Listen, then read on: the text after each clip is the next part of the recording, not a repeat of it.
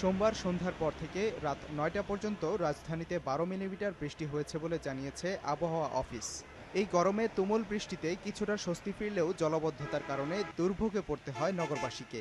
খুব বেশি প্রয়োজন ছাড়া বাড়ির বাইরে বের হননি অনেকেই। রাস্তাঘাটে পানি বাজির আছে, হাঁটু ভরা পানি, রিক্সা চলে না, পানি রিক্সার বডির উপরে ওঠে।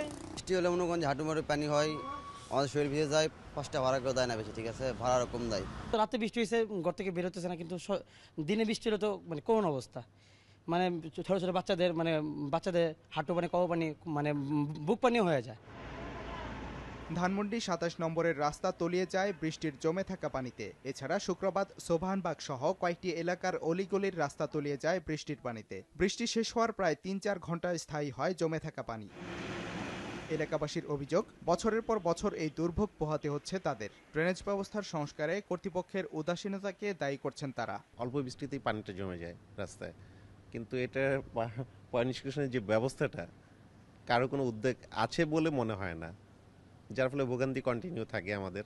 রায়ের বাজার পর্যন্ত এই পানি জমে থাকে, ওদিকে কাজ করতেছে, এদিকে করতেছে না। জলাবদ্ধতার কারণে রাত 10:30টার পর থেকেই কমে আসে যান চলাচল। বিভিন্ন রাস্তায় পথচারীও দেখা যায়নি তেমন একটা।